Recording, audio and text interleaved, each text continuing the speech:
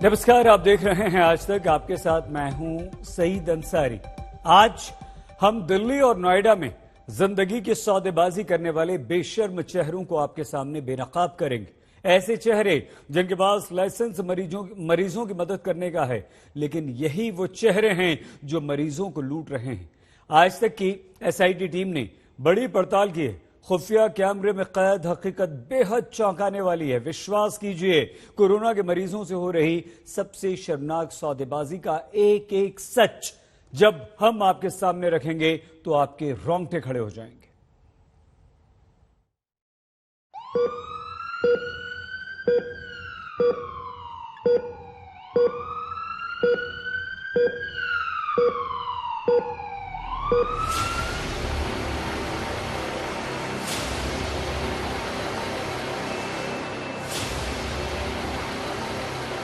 अगर ये चेहरे बेनकाब नहीं होते तो दिल्ली से लेकर नोएडा तक कोविड मरीजों के साथ महालूट का घिनौना खेल यूं ही चलता रहता। अगर इनकी करतूत आज खुफिया कैमरे में कैद नहीं हुई होती तो इंसान के भेष में छिपे शैतानों का सच दुनिया के सामने नहीं आता।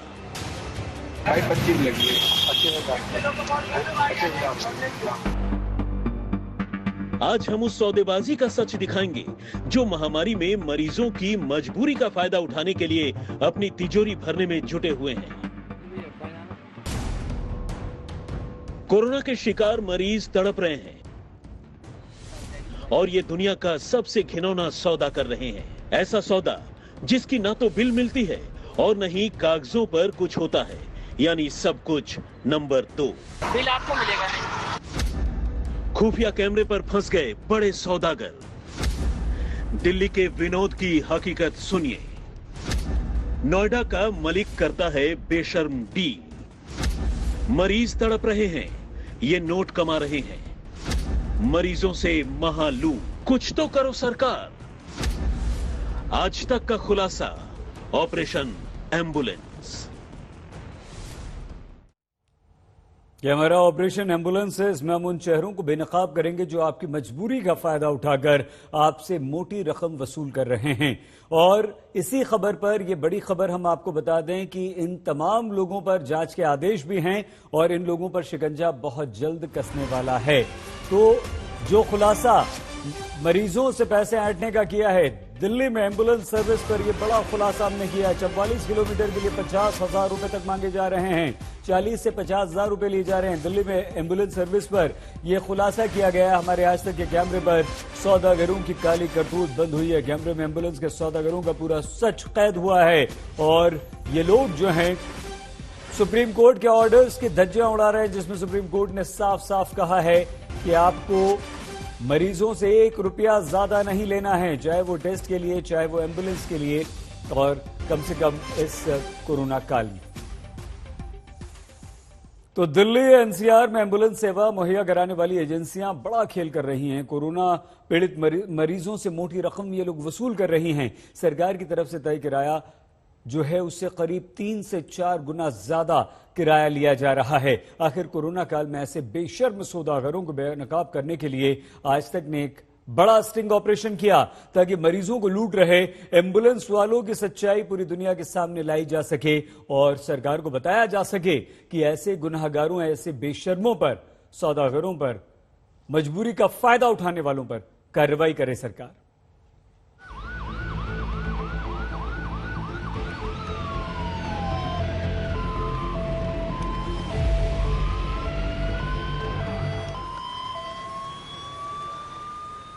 आज तक की एसआईटी खुफिया कैमरे पर उन चेहरों को कैद करने निकली जो एम्बुलेंस सर्विस की आड़ में कोविड मरीजों की मजबूरी का फायदा उठा रहे हैं। मरीजों को घर से हॉस्पिटल पहुंचाने के लिए मनमाना किराया वसूल रहे हैं। इन्हें न कानून का डर है और न ही इनके अंदर इंसानियत जिंदा है। दिल्ली से लेकर नोएडा तक एम्बुलेंस के बदले मरीजों को खुलेआम लूटा जा रहा है। ये कैसे हो रहा है? आज एक एक सच खुफिया कैमरे में कैद है। सबूतों के साथ देखिए, इन चेहरों के गुनाह की गवाही के साथ। पड़ताल के लिए हमारी टीम पूर्वी दिल्ली के मैक्स पटपड़गंज के बाहर पहुंची। खुफिया कैमरा ऑन था और कैमरे में जो कैद हुआ वो होश उड़ाने वाला है। हमें आईसीयू वेंटिलेटर एम्बुलेंस मिली जिसका नंबर है UP23T3251। इस एम्बुलेंस को बुक करने का जिम्मा विनोद संभालता है। हमारी टीम ने विनोद से एम्बुलेंस का किराया समझने के लिए बातचीत शुरू की। बहुत गौर से एक एक शब्द को सुनिए।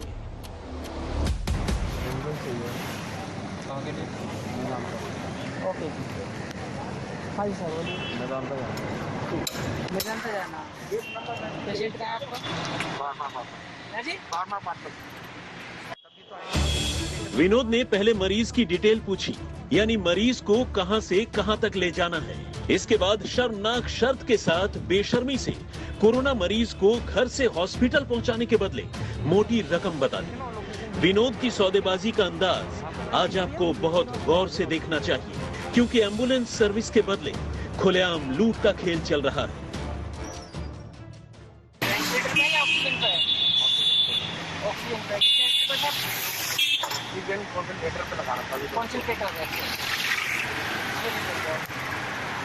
देखिए सर, अगर आपको मरीज ठीक है तो आप छोटी गाड़ी कर लीजिए। रेस्ट ऑफ इस गाड़ी का कुछ किराया क्योंकि ये तो फुल्ली इक्विपमेंट है 50,000 रुपये लगेंगे इसमें। बिल आपको मिलेगा उसमें पैसा हम एडवांस में लेंगे, जमा करा करके जब चलेंगे। हाँ कोई दिक्कत नहीं। बेड तो पक्का आपका बुक है ना? हाँ यार तभी तो आएंगे हम लेके थोड़ी। हमारे पास में इतनी ऑक्सीजन है कि वहाँ तक तो पहुँचा दूंगा मैं। वापसी की वो नहीं है। 50,000 किराए की डिमांड विनोद ने हमारे सामने रखी और ये भी साफ कर दिया कि कोई बिल या रसीद नहीं।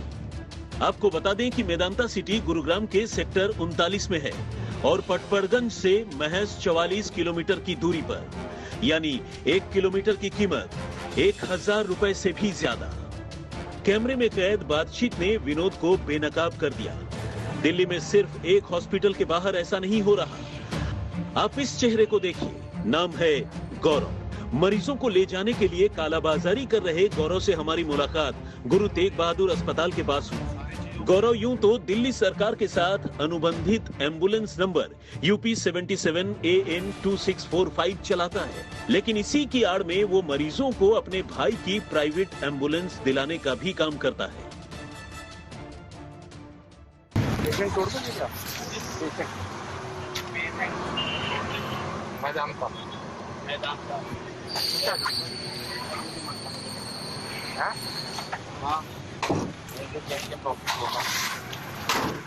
बेड वहाँ रेडी है, सारी चीज ओके।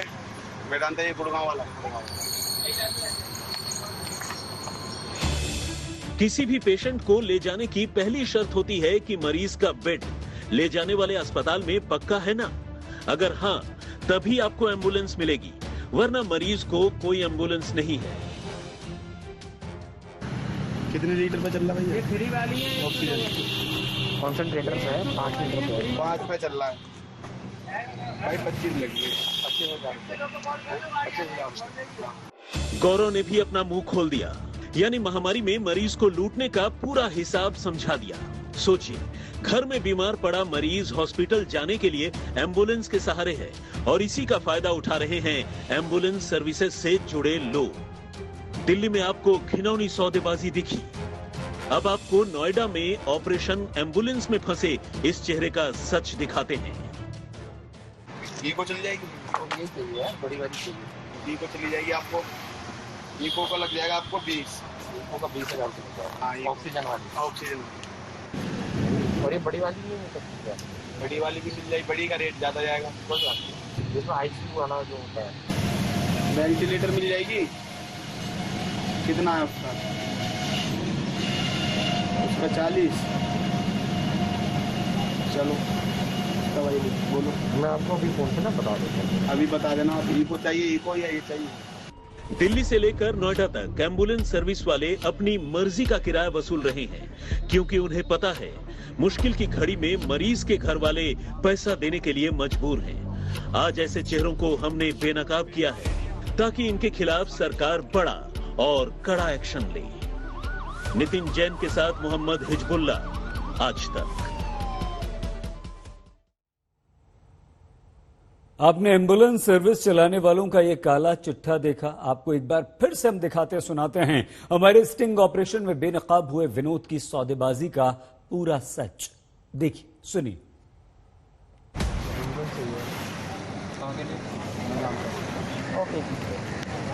हाय सर, मैदान पे जाना।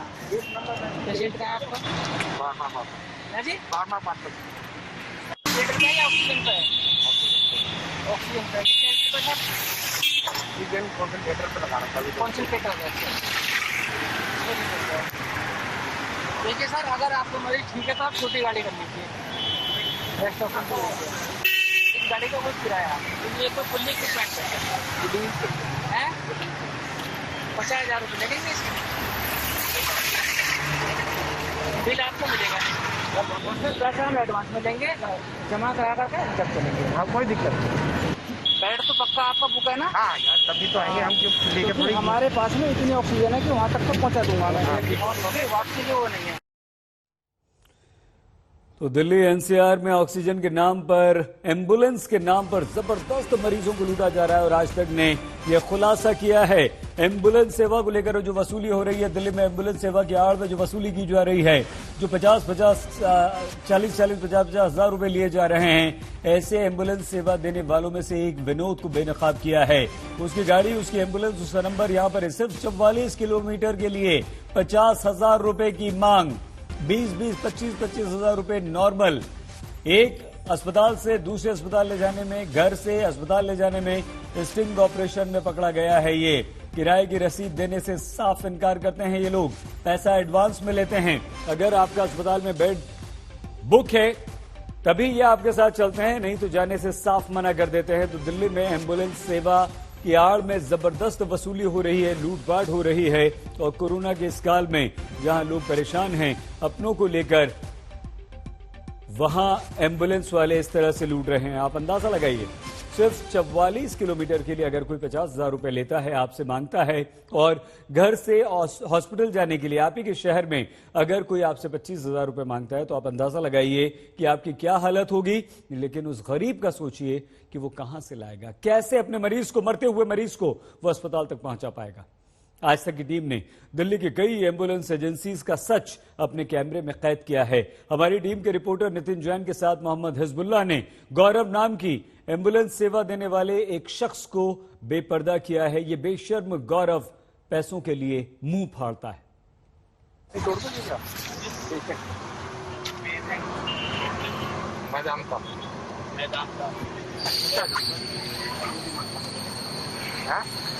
हाँ,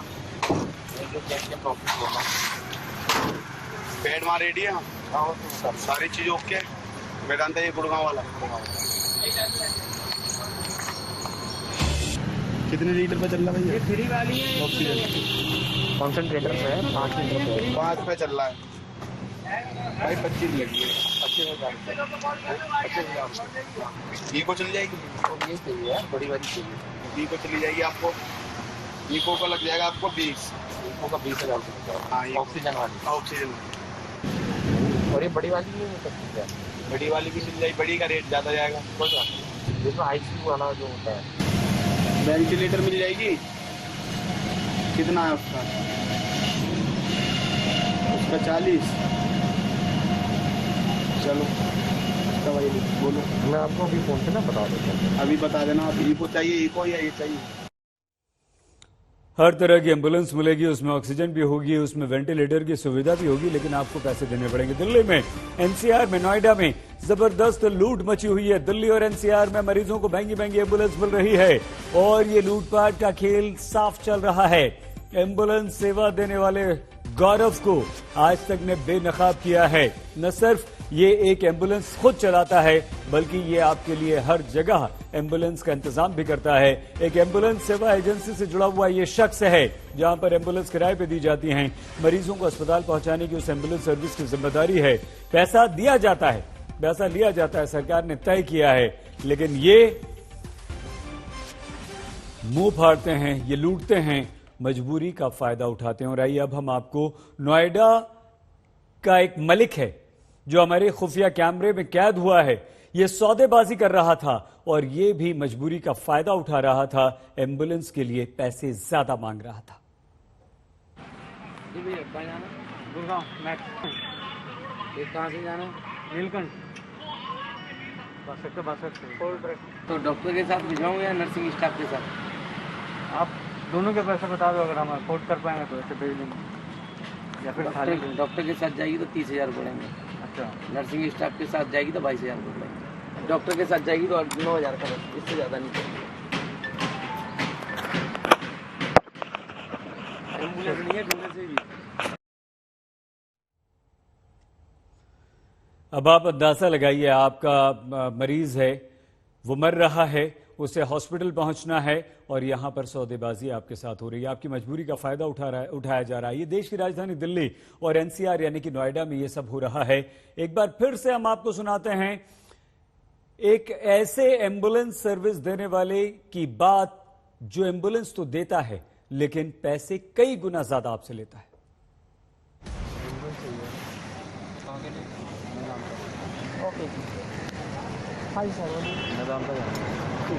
निजाम से जाना। पेशेंट का आपका? जी? पेशेंट का या ऑक्सीजन पे? ऑक्सीजन पे। कितने पे सर? कॉन्सेंट्रेटर पे लगा रखा है। कॉन्सेंट्रेटर पे। देखिए सर, अगर आपको मरीज ठीक है तो आप छोटी गाड़ी कर लीजिए। रेस्ट ऑफ इस गाड़ी का कुछ किराया क्योंकि ये तो फुल्ली इक्विपमेंट है। 50,000 रुपये लगेंगे इसके। बिल आपको मिलेगा, उसमें पैसा हम एडवांस में लेंगे, जमा करा करके जब चलेंगे। हाँ, कोई दिक्कत नहीं। बेड तो पक्का आपका बुक है ना? हाँ यार, तभी तो आएंगे हम लेके। थोड़ी हमारे पास में इतनी ऑक्सीजन है कि वहाँ तक तो पहुँचा दूंगा मैं। वापसी जो वो नहीं है। 50,000 रुपए लगेंगे सिर्फ कुछ किलोमीटर जाने के लिए, और वो भी पैसे आप पहले देंगे, हम बिल नहीं देंगे। अगर बिल देंगे तो सिर्फ 9,000 रुपए का देंगे, उससे ज्यादा का नहीं देंगे। ये सब कुछ हो रहा है दिल्ली नोएडा में। कोरोना काल में मरीजों की जितनी जरूरत दवाओं की है, इमरजेंसी के दौरान उतनी ही जरूरत एम्बुलेंस की भी है। आखिर सुप्रीम कोर्ट ने एम्बुलेंस के किराए को लेकर क्या ऑर्डर दिया था और क्या किराया होना चाहिए, हम अपनी इस रिपोर्ट में आइए आपको बताते हैं। महामारी के संकट के दौरान सुप्रीम कोर्ट ने साफ संदेश राज्य सरकारों को दिया है कि किसी भी सूरत में मरीजों से ज्यादा किराया न वसूला जा सके। लेकिन दिल्ली से लेकर नोएडा तक सुप्रीम कोर्ट के ऑर्डर की धज्जियां उड़ाई जा रही हैं। चौंकाने वाली बात यह है कि एम्बुलेंस सेवा देने वाली एजेंसियों पर राज्य सरकार शिकंजा कसने में पूरी तरह नाकाम है। यहाँ आपको ये समझना है कि दिल्ली में एम्बुलेंस की रेट लिस्ट है। अमूमन नॉन कोविड पेशेंट के लिए दिल्ली के किसी भी इलाके से गुड़गांव की बड़ी वेंटिलेटर आईसीयू प्राइम एम्बुलेंस के 8,500 रुपए लगते हैं। वहीं कोविड पेशेंट के 12,000 रुपए, जिसमें ड्राइवर हेल्पर की पीपीई किट, सैनिटाइजेशन का खर्चा जुड़ जाता है और इसका बिल भी मिलता है। लेकिन ये सिर्फ कागजों पर है। जमीन पर मरीजों से 40 से लेकर 50,000 रुपए तक वसूले जा रहे हैं। दिल्ली से गुड़गांव तक एम्बुलेंस का किराया लगभग 7 से 8,000 रुपये लगता है। लेकिन आज की डेट में कोविड के कारण हमें कोविड गाइडलाइन का पालन करना पड़ता है, तो ड्राइवर को, टेक्नीशियन को, डॉक्टर को पीपीई किट पहनानी पड़ती है और ऑक्सीजन भी काफ़ी ज़्यादा लगती है इसमें पेशेंट के साथ में। तो ये सब चार्जेस इंक्लूड करने के बाद में लगभग आज हम दिल्ली से गुड़गांव का 11 से 12,000 रुपये चार्ज कर रहे हैं, जिसका कि हम पेशेंट को बिल भी देते हैं। राज्य सरकार एम्बुलेंस की रेट तय करती है, लेकिन ये सिर्फ खाना पूर्ति जैसा है, क्योंकि दिल्ली एनसीआर में एम्बुलेंस सेवा देने वालों की मनमानी चल रही है। मरीज लुट रहा है और सरकारें आंख कान बंद करके बैठी हैं। सवाल यह है कि आखिर राज्य सरकारें क्यों नहीं जाग रही हैं? आखिर कब तक सरकार के लापरवाह सिस्टम की मार से मरीज कराहते रहेंगे? यानी एम्बुलेंस वाले मस्त हैं और मरीज पूरी तरह पस्त। नितिन जैन के साथ मोहम्मद हिजबुल्ला, आज तक। एक बड़ा खुलासा था ऐसे समय में जब हमें तुरंत एम्बुलेंस की जरूरत पड़ती है, लेकिन अगर आपके पास पैसा नहीं है तो आप अपने मरीज को अस्पताल नहीं पहुंचा सकते, और अगर है तो आपको कई गुना ज्यादा पैसा देना पड़ेगा। एक बड़ी खबर इस वक्त महाराष्ट्र के भीड़ से आ रही है। वहां पर वैक्सीनेशन सेंटर पर वैक्सीन लगवाने आए लोगों की पुलिस से झड़प हुई है। ये देखिए तस्वीरें हम आपको दिखा रहे हैं। मारपीट हो गई है, कुछ किसी बात को लेकर यहां कुछ हंगामा हुआ और पुलिस ने वहां पर डंडे चलाए हैं। ये 2 लोग हैं, अब पुलिस खींच के बाहर निकाल रही है। अब देखिए पूरी बात पता चलेगी क्या हुआ, कैसे हुआ, लेकिन पुलिस ने वैक्सीनेशन सेंटर पर डंडे चला दिए हैं। और तस्वीरें हम आपको दिखाएंगे, महाराष्ट्र के बीड़ की हम तस्वीर दिखा रहे हैं, जहां पर 18 साल से ज्यादा उम्र के लोगों के लिए वैक्सीनेशन का काम शुरू हो चुका है। भारी तादाद में लोग वहां पर मौजूद थे। कुछ बात हुई और उसके बाद पुलिस ने जमकर पिटाई शुरू कर दी डंडों से। लेकिन ये कौन लोग हैं, क्यों पिटाई कर रही है पुलिस, इस बारे में अभी ज्यादा जानकारी नहीं हासिल हो पाई है। लेकिन वैक्सीनेशन सेंटर्स पर भीड़ लग रही है, सोशल डिस्टेंसिंग का पालन करने के लिए आग्रह किया जा रहा है। और ये भी सच्चाई है कि वैक्सीन की कमी है, तो इसलिए लोग चाहते हैं कि जल्द से जल्द उन्हें वैक्सीन लग जाए। लेकिन वैक्सीन सबको लगेगी, देर हो सकती है, लेकिन भीड़ से अगर इस तरह की खबर आती है, मारपीट की खबर आती है, तो वो चिंताजनक है। बड़ा असर आज तक की खबर का हुआ है, आज तक के ऑपरेशन एम्बुलेंस के खुलासे का ये बड़ा असर हुआ है। ऑपरेशन एम्बुलेंस में फंसे, स्टिंग में फंसे एम्बुलेंस एजेंसियों पर दिल्ली सरकार ने कार्रवाई करने का ऐलान कर दिया है। दिल्ली सरकार ने कहा है कि हम एम्बुलेंस देने वाली एजेंसियों पर कार्रवाई करेंगे। दिल्ली सरकार ने तुरंत मरीजों से 2 से 3 गुना ज्यादा किराया वसूल करने वाली एम्बुलेंस एजेंसियों पर कार्रवाई करने की बात कर दी है। दिल्ली सरकार ने कहा है कि हम इन पर न सिर्फ कार्रवाई करेंगे, बल्कि इन लोगों की एम्बुलेंस को बंद करेंगे, इनके लाइसेंस कैंसिल करेंगे, इनकी एजेंसीज को भी बंद करेंगे। तो दिल्ली सरकार की तरफ से ये अभी ऐलान हुआ है कि हम इन एजेंसीज पर कार्रवाई करेंगे जो एजेंसी दिल्ली में एम्बुलेंस सप्लाई करती हैं और लोगों से किराया वसूल कर रही हैं। ऐसे माहौल में जब लोग परेशान हैं, कोरोना का कहर लगातार बढ़ता जा रहा है, ऐसे में मरीजों से 2 से 3 गुना ज्यादा किराया वसूल करने वाली इन एम्बुलेंस एजेंसियों पर दिल्ली सरकार शिकंजा कसने जा रही है। दोषियों पर कड़ी कार्रवाई की बात दिल्ली सरकार की तरफ से आई है। एम्बुलेंस की कालाबाजारी करने वालों पर अब कड़ी कार्रवाई की बात दिल्ली सरकार ने कही है। तो आज तक पर खबर दिखाए जाने के बाद ये एक बड़ी कार्रवाई का भरोसा दिल्ली सरकार की तरफ से मिला है। अब देखना ये होगा कि ये कार्रवाई कब तक होती है और क्या कार्रवाई करती है। एक और बड़ी खबर इस वक्त आ रही है बिहार से। बिहार के मधेपुरा में 800 करोड़ रुपए खर्च करके 5 स्टार होटल जैसा अत्याधुनिक अस्पताल बनाया गया। सरकार ने 500 बेड के इस अस्पताल को कोविड डेडिकेटेड अस्पताल भी बनाया। आज तक ने यह खबर दिखाई कि किस तरह से वहां पर बदइंतजामी है, उसका असर हुआ है मधेपुरा। लेकिन फिर भी अस्पताल कोरोना के मरीजों के बिना इलाज को लौटा रहा था। आज तक की खबर, जब आज तक हमने ये खबर दिखाई तो मधेपुरा मेडिकल कॉलेज में अब डॉक्टर्स भर्ती करने की बात हुई है। अस्पताल की हमने पोल खोली थी, हमारे संवाददाता रोहित सिंह ने पड़ताल की तो ये पाया कि इस अस्पताल में बड़े बड़े वार्ड्स तो हैं, लेकिन ऑक्सीजन नहीं है, डॉक्टर नहीं है, जिसके अभाव में लोगों को, जनता को इतने अत्याधुनिक अस्पताल का लाभ नहीं मिल पा रहा है। आज तक पर कल रात हमने इस रिपोर्ट को दिखाया था, प्रशासन की नींद खुली थी। कोसी मंडल के कमिश्नर आज इस अस्पताल में पहुंचे, उन्होंने बैठक की, फैसला किया कि 15 डॉक्टर्स को मधेपुरा के इस अस्पताल में तुरंत भर्ती किया जाएगा। वॉक इन इंटरव्यू लिया जाएगा और वॉक इन इंटरव्यू 10 मई को होगा। 10 मई को इंटरव्यू लेके वहीं की वहीं इन डॉक्टर्स को भर्ती कर दिया जाएगा।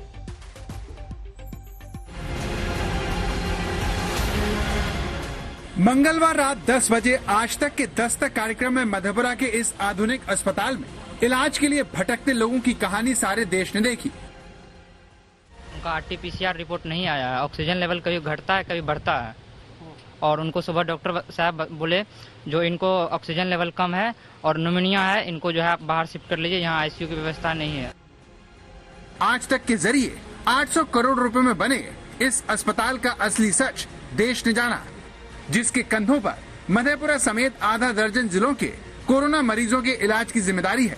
लेकिन आज तक संवाददाता रोहित सिंह ने अपनी पड़ताल में पाया कि ऑक्सीजन और डॉक्टरों की कमी के चलते मरीजों को दूसरे अस्पताल में भेजा जा रहा है। His oxygen saturation level was 82 on 29th.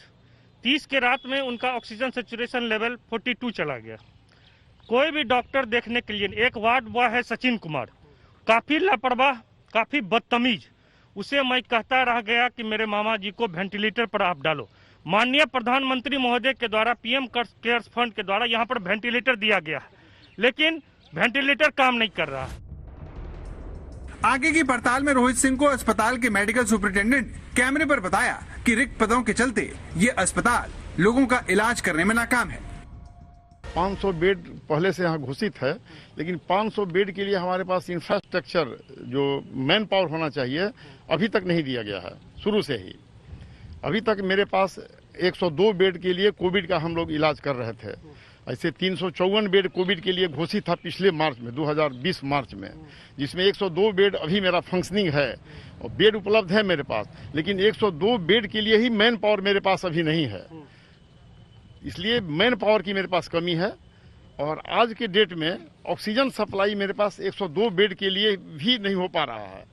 आज तक में खबर दिखाए जाने के बाद कोसी प्रमंडल के आयुक्त राहुल महिवाल आज मधेपुरा मेडिकल कॉलेज पहुंचे, जहां पर उन्होंने उच्च स्तरीय बैठक की और इस बैठक के बाद ये फैसला लिया कि रिक्तियों को भरने के लिए 10 मई को वॉक इन इंटरव्यूज कराए जाएंगे और 15 डॉक्टरों की बहाली भी की जाएगी। कितने पद खाली है, भर्ती कभी करने हैं, 10 तारीख को भी यहाँ वॉक इन लेंगे इंटरव्यू, उसके रोस्टर से संबंधित बात हो गई है, लगभग 15 इनको मिलेंगे डॉक्टर्स। तो इसको और कितना सुदृढ़ किया जाए कोविड से। लेकिन सवाल यह है कि बाकी पदों पर कब बहाली होगी, क्योंकि इस अस्पताल में स्वीकृत 680 पदों में 482 पद खाली पड़े हैं। 15 डॉक्टर अकेले कैसे मरीजों का इलाज करेंगे? अस्पताल में जरूरी नर्सिंग स्टाफ की बहाली कब होगी? ये काम अस्पताल बनाते वक्त क्यों नहीं किया गया? वैसे 800 करोड़ के इस अस्पताल में जरूरी पदों की नियुक्तियां ही नहीं टाली जा रही। सरकारी खजाने से इतनी रकम खर्च करके भी अस्पताल में 24 घंटे तक बिजली गुल रहती है। मंगलवार को जब रोहित सिंह दोपहर 1 बजे यहाँ रिपोर्टिंग के लिए पहुँचे तो उन्होंने पाया कि जनरेटर चल रहे हैं। पूछताछ की तो बताया गया कि अस्पताल में बिजली नहीं है, जिसकी वजह लाल फीताशाही है।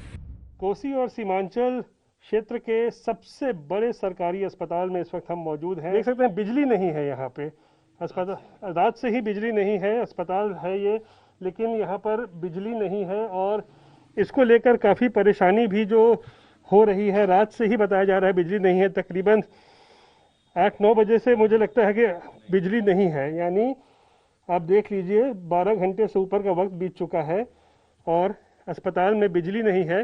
तो अस्पताल के लिए तो हमने अभी जनरेटर को चालू करवा दिया है ताकि वेंटिलेटर पर पेशेंट्स हैं, सबको जो है so life is being threatened, तो वहाँ तक तो चल रहा है, लेकिन इधर हम लोग बिना बिजली के ही जी रहे हैं। इन्होंने दुरुस्त कर लिया युद्ध स्तर पे और बाकी कुछ LNT के स्तर पे काम है, उनको भी सख्त हिदायत दी गई है कि अपना काम समय और नियमित रूप से पूरा करते रहें। आगे से ऐसा नहीं होगा, इसका पूरा ख्याल रखा जाए। बिहार देश के उन राज्यों में शामिल है जहां स्वास्थ्य सुविधाओं की हालत बहुत खराब है, डॉक्टरों की बेहद कमी है। इसके बावजूद सरकार 800 करोड़ रुपए अस्पताल पर तो खर्च कर देती है, लेकिन वक्त पर डॉक्टरों की बहाली करना भूल जाती है, जिससे इतना आधुनिक अस्पताल अपने मकसद में नाकाम हो जाता है। रोहित सिंह, मधेपुरा, आज तक। तो मधेपुरा का ये अत्याधुनिक अस्पताल आपने देखा, लेकिन वहां की व्यवस्था कैसी है? अब आपको अव्यवस्था और बेचारगी की एक और तस्वीर हम झारखंड से दिखाते हैं। झारखंड के चतरा में एक अस्पताल का जायजा लिया हमारे संवाददाता आशुतोष मिश्रा ने।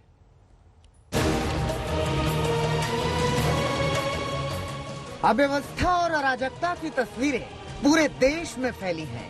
क्या आरा, क्या अररिया, क्या औरंगाबाद, क्या चिकमंगलूर और क्या चतरा।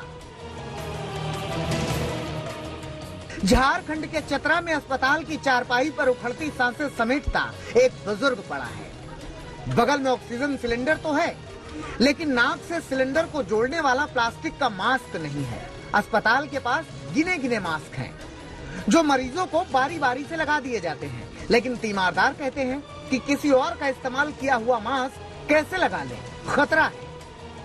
यहाँ वाला मास्क नहीं चाहिए, नया मास्क खरीद के लाने गए। तब तक तो जान बच जाएगी, जो उनके पास नया लगा लीजिए। अस्पताल में हमेशा स्टॉक में नया होता है, जान तो बचेगी। नया बता रहे हैं, वो कह रहे हैं नया नहीं है, कह रही है नया नहीं है अस्पताल में। अब सबके नया कहाँ से देंगे, आप ही बोलिए। जिस जनरल वार्ड में मरीजों को रखा गया है, वहाँ मरीजों को ऑक्सीजन एक ड्राइवर लगा रहा है। मेडिकल स्टाफ की संख्या इतनी ज्यादा नहीं है, इसलिए ड्राइवर ही लोगों को सिलेंडर लगा रहा है। आज से नहीं, कहता है 13 साल से। अपना भाई, अगर हम ये हमारा भाई है, ये मेरे बड़े भाई हैं। आप क्या करते हो? हम यहाँ ड्राइवर है। आप ऑक्सीजन लगा रहे हो सबको? क्या फर्क पड़ता है? हम अपने भाई को लगा रहे हैं, अपने ग्रामीण को लगा रहे हैं। आपको आता है लगाने? हाँ, क्यों नहीं। 13 साल से मैं इस अस्पताल में काम कर रहा हूँ। डॉक्टर नर्स वो सब नहीं करते? करते हैं, सब लोग करते हैं। आप भी कर देते हो? हाँ, एकदम 110% भैया। हमने अस्पताल के डिप्टी सुपरिटेंडेंट और हेल्थ मैनेजर से बात करनी चाहिए, लेकिन वो मौजूद ही नहीं थे। अस्पताल की क्लर्क तो थी, लेकिन उन्हें ना तो अस्पताल के बारे में कुछ पता था, ना बेड के बारे में, ना मरीजों के बारे में। मैनेजर ड्यूटी पे नहीं है, डिप्टी सुपरिटेंडेंट यहाँ नहीं है? कहाँ है? अच्छा, ये इस टाइम नाश्ता करने गए? घड़ी में 1 बज रहा है। खैर, इतना तो जानकारी होगी, बेड कितने हैं टोटल पूरे अस्पताल में? ये तो आपको पता होगा, क्लर्क हैं आप। ये तो अस्पताल की लिस्ट में होगी ना, बेड कितने हैं? हमको गिनने को थोड़ी बोल रहे हैं। अस्पताल के बारे में कुछ तो जानकारी हो। अच्छा, ऑक्सीजन बेड कितने हैं आपके पास? अब व्यवस्था का आलम यह है कि पॉजिटिव नेगेटिव सारे मरीजों को एक ही वार्ड में रखा जा रहा है। ये है बिना कोविड-19 वाला रूम, ठीक है। अब बिना जांच का कोविड-19 वाला भी मरीज को घुसा दिया जा रहा है इसमें। सबको एक ही में डाल? जी, एक ही में डाल दिया जाता है, ठीक है। ये चीज नहीं होना चाहिए रूम में, ठीक है। ये चीज हो रहा है इसमें, ठीक है। कोविड-19 वाला पॉजिटिव वाला इसमें डाल दिया जा रहा है रूम में। एक ही वार्ड में सबको डाल देते हैं बिना चेक किए, चाहे कोविड है चाहे नहीं है। और तो और अस्पताल के आईसीयू में भी लोगों के आने जाने पर कोई रोक टोक नहीं है। बहुत सारी लापरवाहियां छोटे शहरों में दिखाई पड़ रही हैं, जो शायद संक्रमण के खतरे को बढ़ा दे। मसलन ये एक वार्ड है, यहाँ लिखा अनावश्यक प्रवेश निषेध, यहाँ कोई रोकने वाला नहीं है। और इस वार्ड के भीतर अगर आप देखेंगे तो जितने मरीज हैं, हर मरीज के 2-2, 3-3 तीमारदार परिवार, हर किसी को फ्री एक्सेस मिला हुआ। पूरे कोविड वार्ड में जाते हैं, क्यों? क्योंकि डॉक्टर और नर्सिंग स्टाफ की संख्या कम है। जरूरत के लिए दवाइयां मंगानी हो, पर्चे लिखने हो, हर किसी के लिए तीमारदारों को ही जाना पड़ रहा है। ऐसे न जाने कितने तीमारदार हमें यहाँ मिले जो बेरोक टोक कोविड-19 वार्ड के चक्कर लगा रहे हैं, इस डर से बेखौफ कि वो संक्रमण को न्योता दे रहे हैं। ये पता है ये वार्ड सिर्फ कोरोना मरीजों का, तो आप क्यों जाते है ना? सिर्फ गए थे, वो सामान पहुंचाना इमरजेंसी था मेरा मरीज को, इसीलिए। कितनी बार आप अंदर से जाते हैं? कोई खास नहीं, 2 से 1-2 टाइम हो जाता है। जाते हैं अंदर? हाँ, यहाँ किसी को बुला के क्यों नहीं देते डॉक्टर? इन सबको रोकते नहीं है लोग अंदर जाने से? नहीं तो कोई यहाँ गेट पे रहवे नहीं करता, कोई नहीं रहता है गेट पे, तो हमको मजबूरन जाना पड़ता। मास्क जो ये मंगवाए थे, तो मास्क लेके आए थे। तो आप यहाँ बुला के डॉक्टर नर्स को दे सकते हैं ना, आपको पता है ना अंदर जाके आपको भी खतरा है। हाँ, पता तो है। ये जाने देते हैं आपको? अभी काम था इसलिए गए थे। अस्पताल के कोविड वार्ड की नर्स देवंती से हमने पूछा और उन्होंने भी कहा कि कभी कभी काम पड़ता है, इसलिए मरीजों के तीमारदारों को वार्ड में जाना पड़ता है। कोविड वार्ड है, क्या हर किसी को अनुमति होती है अंदर जाने की? नहीं। परिवार तीमारदार क्यों जा रहे हैं अंदर? कभी कभी आ जाते हैं, हम दवा लिख के देते हैं तो इतनी देर में इन्फेक्शन होने के चांस नहीं होते? बाहर से हड़ो देते हैं। सारे के सारे देखिए अंदर से आ रहे हैं रिश्तेदार। यहाँ आपने लिख रखा है कोविड मरीजों के लिए और अनावश्यक प्रवेश निषेध। नहीं, पेशेंट ज्यादा जाते नहीं है, पर कभी कभी तो जाना ही पड़ता है ना, कुछ काम पड़ जाता है, इसलिए नहीं जाता है। चतरा के सबसे बड़े अस्पताल में जीवन रक्षक दवाइयों और इंजेक्शन तक की किल्लत है। मरीजों के परिजनों का आरोप है कि जो दवाइयां यहाँ नहीं मिल पाती हैं, उन्हें बाहर से लेने भेजना पड़ता है। हम मरीज के साथ में थे। 5 बजे से दवा लावाल 5 बजे रात में चला है। 5 बजे दवा बाहर से लाए? दवा कुछ बाहर से मंगाते हैं। क्यों? बोलते हैं यहाँ जो नहीं है सो बाहर से लाते हैं। तो वो जो है से दवा को देने के लिए जब 20 बार जाएंगे तो नर्स लोग जाएगा तो देगा, और डॉक्टर साहब जल्दी सुनवाई नहीं है। नहीं। उत्तर प्रदेश, बिहार, झारखंड के इलाकों में अस्पताल ही इतने बदहाल हैं कि मरीजों का इलाज हो तो कैसे हो। मरीजों की संख्या ज्यादा है, स्वास्थ्य कर्मियों की संख्या बेहद कम, ऊपर से दवाइयों की किल्लत और टूटते हुए नियम कहीं त्रासदी को और बड़ी न कर दें।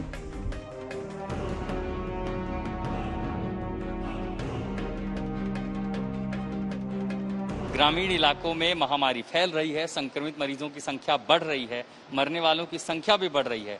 अव्यवस्था दरअसल सबसे बड़ी चुनौती बन गई है।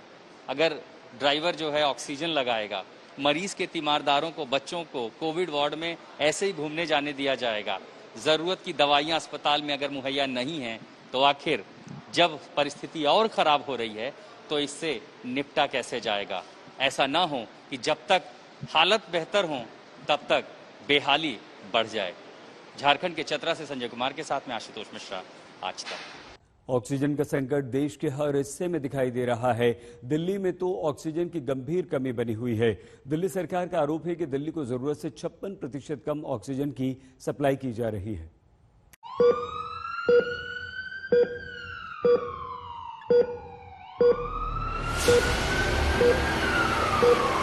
कैसे बचाओगे? 4 दिन से डॉक्टर ने बोला है कुछ करिए, ऐसा कि जिंदगी बच जाए या फिर खत्म कर दिया जहर देकर इंजेक्शन। कहाँ से लाए हम ऑक्सीजन?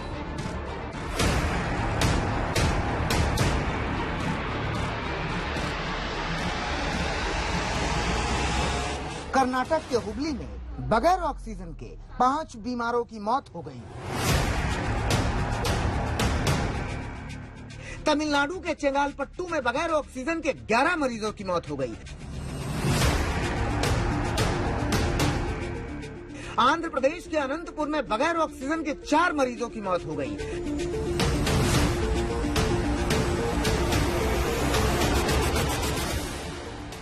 मतलब बगैर ऑक्सीजन से होने वाली मौत अब आंकड़ा है, सिर्फ आंकड़ा। इन आंकड़ों में किसी अपने का नाम न दर्ज हो जाए, इसलिए लोग बदहवास होकर ऑक्सीजन के लिए दौड़ लगा रहे हैं। मत पूछिए कि किस शहर में ऑक्सीजन नहीं है, ये भी मत पूछिए कि ऑक्सीजन के लिए कौन परेशान है, क्योंकि शहर बदलते हैं, चेहरे बदलते हैं, लेकिन तकलीफें नहीं बदलती। तकलीफें बढ़ती जा रही हैं। लापरवाहियों का सिलसिला चल पड़ा है। ताजा लापरवाही हुई है लखनऊ में। यहाँ ऑक्सीजन सिलेंडर रिफिल करते वक्त सिलेंडर फट गया, 2 लोगों की मौत हो गई, 5 लोग घायल हो गए। इसी लखनऊ में लापरवाही की दूसरी तस्वीर देख लीजिए। ये वो ऑक्सीजन टैंकर हैं जो बाहर से मंगवाए गए हैं, मगर 3 दिन से ये टैंकर ऑक्सीजन प्लांट के बाहर ही खड़े हैं, क्योंकि ऑक्सीजन रिफिल करने वाले उपकरण ही नहीं है। लिहाजा टैंकर खड़े हैं और टैंकरों के पास उदास आंखें इंतजार में पथराई जा रही हैं कि कब मिलेगी ऑक्सीजन, कब बचेगा हमारा मरीज। माता जी को मैंने घर में एडमिट कर रखा है, अस्पताल में इतना बुरा हाल है। और योगी जी बोल रहे हैं यहाँ कोई चीज की दिक्कत नहीं है, सब पूरा है, सब कमी है। मतलब हद है। 4 दिन से खड़ा हुआ हूँ और यहाँ भागो वहाँ भागो जब तक कि मरीज मर जाए। 3 जगह गए थे, वहाँ भागे थे, पारा में गए थे कि वहाँ भर जाए, वहाँ भी नहीं भर गया सर। फिर यहाँ 1 बजे कल आए हैं, यहाँ पे लगाए लाइन। परसों से जो है सुबह लाइन से लगे हैं हम, शाम को जो है वापस हो जाते हैं, गैस नहीं मिल रही है। सुबह 4 बजे आ गए थे। सुबह 4 बजे जी। अभी तक नंबर लगा है, कोई मिला है टोकन वोकन? अभी टोकन तो नहीं मिला, लाइन में लगे हैं, समय से नहीं मिल पा रहा। कल खत्म हो गई थी, कल आए थे तो। पता नहीं वो लोग कौन से ग्रह से उतरे हैं जो कहते हैं कि ऑक्सीजन की कोई किल्लत नहीं है। किल्लत नहीं होती तो दुनिया भर से ऑक्सीजन के टैंकर नहीं आ रहे होते। ये सिंगापुर से समंदर के रास्ते नेवल शिप के जरिए 27 टन ऑक्सीजन आई है। इसमें 3600 ऑक्सीजन सिलेंडर हैं। INS तमर से लिक्विड मेडिकल ऑक्सीजन की खेप बहरीन से आई है। बरेली में ट्रेन के जरिए ऑक्सीजन पहुंचाई गई है। मतलब अलग अलग जगहों से ऑक्सीजन पहुंचाने की कोशिशें तो हो रही हैं, मगर सरकारें मानने के लिए तैयार ही नहीं है कि किसी तरह की कोई किल्लत है।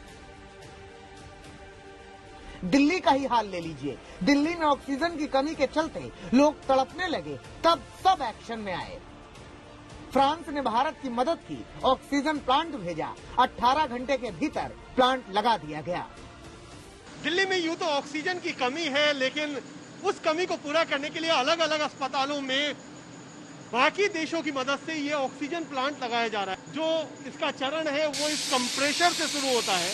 ये कंप्रेशर है जहां पर एटमॉस्फेयर यानी हवा से जो हवा को ये मशीन सक करती है, यानी अपने अंदर लेती है और फिर उसको भेजती है इस ड्रायर में। ड्रायर में जितना भी मॉइस्चर यानी आर्द्रता होती है, पानी होती है, उसको निकाल लिया जाता है। बिल्कुल ड्राई यहाँ से हवा जा करके इस टैंक में स्टोर होती है। ये जो टैंक है इसमें पूरी तरह से ड्राई एयर यानी शुष्क हवा इसमें स्टोर होती है, जहां से पाइप के जरिए ये जाती है इन दोनों टैंक में। यहाँ सेग्रीगेट होता है। सेग्रीगेट यानी अलग अलग 2 टैंक बने हुए हैं, आप देख सकते हैं।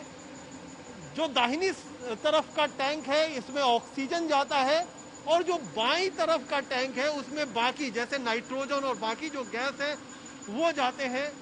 और ये जो आखिरी टैंक है इसमें ऑक्सीजन जमा होता है और यहाँ पर ये जो पूरा ऑक्सीजन का प्लांट है वो 18 घंटे में फ्रांस से आने के बाद लगाया गया। अनुज गुप्ता हमारे साथ है।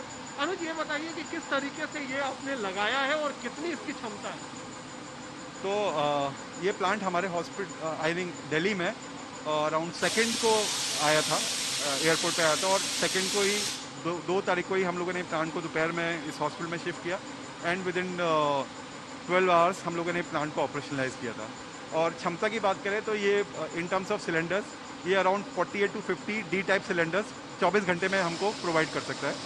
इसके अलावा इन टर्म्स ऑफ लीटर्स बात करें तो ये अराउंड 300 लीटर्स ऑफ ऑक्सीजन पर मिनट प्रोवाइड करता है। विदेशी मदद है, फ्रांस से आई हुई ये मशीनरी है, लेकिन इस समय आपदा है और आपदा में ऐसे ही जरूरतें हैं जिसको धीरे धीरे पूरा करके हम अपने पैरों पर खड़ा हो पाएंगे।